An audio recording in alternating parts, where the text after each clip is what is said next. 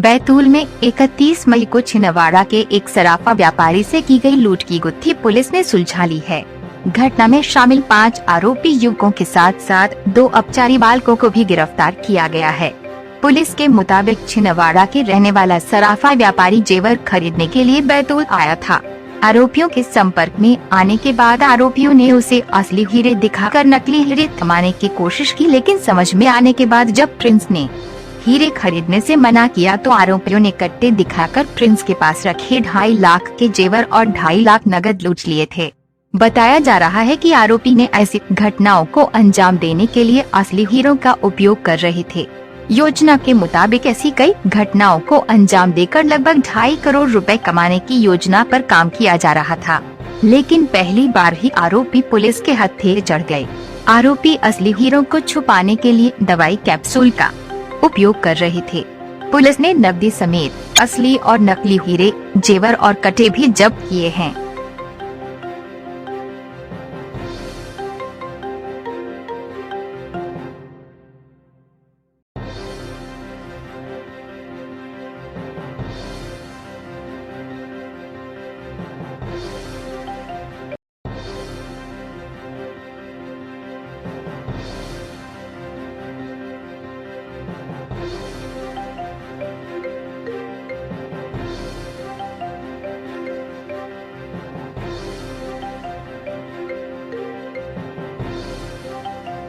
क्या पूरा मामला था लूट का और किस तरह से वो पूरी घटना को अंजाम दिया? ये 31 तारीख को एक लूट की घटना हुई थी।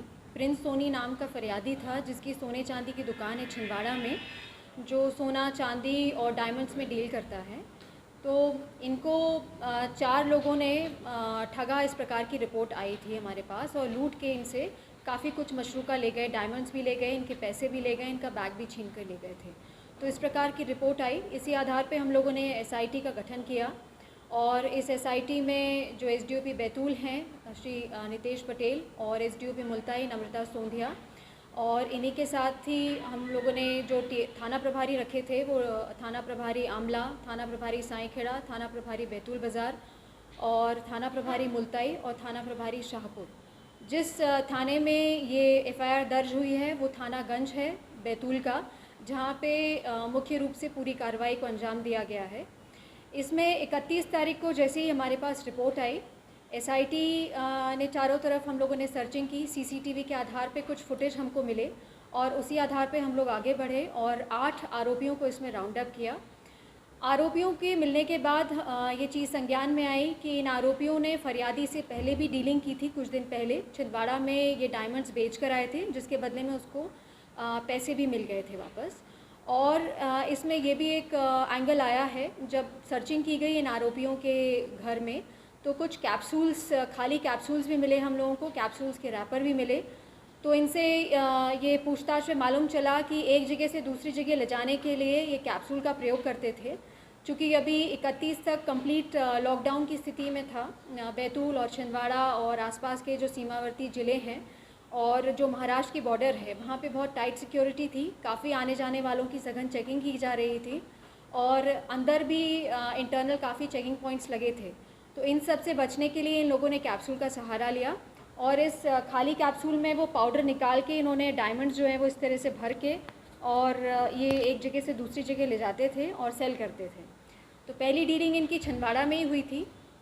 उसके बाद 31 तारीख को ये फरियादी यहाँ पर आया और 5 डायमंड्स इनसे ख़रीदे और फिर ये बात हुई कि मैं 5 और ख़रीदना चाहता हूँ, तो कुछ देर बाद मुझे 5 डायमंड और उपलब्ध करा दीजिए। तो इन आरोपियों ने कुछ समय मांगा और उसके बाद ये 3 साढ़े 3 के लगभग जो है वो दोबारा मिलने के लिए आए। तब इन्होंने जो है वो बहुत लो क्वालिटी डायमंड्स इनको दिए व्यापारी को।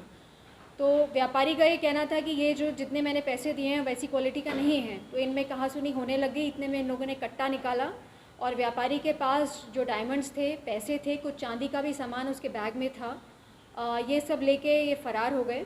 और इसी की रिपोर्ट पे ये सारी कार्रवाई आज की गई है और इसमें जो मशरूका है वो लगभग हमने 55 से 60 लाख के करीब जो मशरूका जब्त किया गया है। और जो आरोपी हैं ये 8 आरोपी राउंड अप किए गए हैं, जिसमें 2 नाबालिग लड़के भी हैं और इन सभी आरोपियों के पुराने रिकॉर्ड्स भी हैं। और जिस पे हम लोग और बाकी इनके रिकॉर्ड्स दिगर ज़िलों से भी निकलवा रहे हैं ताकि और इनसे सघन पूछताछ की जा सके। और इसमें ये भी अपील जारी की जा रही है कि ये संज्ञान में हमारे मामला आ गया, इस प्रकार से और कहीं ठगी की गई हो किसी सुनार के साथ या और किसी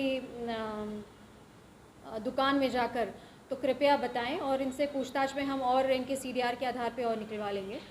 और इस भी इनका जो आरोपियों का जो प्लानिंग था वो लगभग 2.5 करोड़ की चपत लगाने का था, जो अलग अलग सुनारों को ये विदाउट एनी सर्टिफिकेशन जो हीरे बेच रहे थे। और अभी जो जब्त मशरूका है वो लगभग 55 से 60 लाख का है। हाँ मैडम, इसमें मुख्य आरोपी कौन है और ये कहाँ से हीरे लेकर आते थे ये लोग? इनका जो ट्रांजैक्शन है ये काफ़ी दिनों से चोरी के ही वारदातों में पकड़े गए हैं और लगातार छूटने के बाद भी ये उसी अपराध में लिप्त रहे हैं। और इन्होंने अपनी एक सुनियोजित गैंग बनाकर हीरे जो हैं वो नागपुर के एक जौहरी से ख़रीदे हैं, उसका भी हम लोग डिटेल अभी निकलवा रहे हैं। वहाँ तो इनका कहना है कि हमने विधिवत पैसे देके और डायमंड्स ख़रीदे हैं, उसकी जांच हम लोग इनसे और पूछताछ में बाहर निकल कर आएगा और इसमें आगे और इनसे पूछताछ की जा रही है।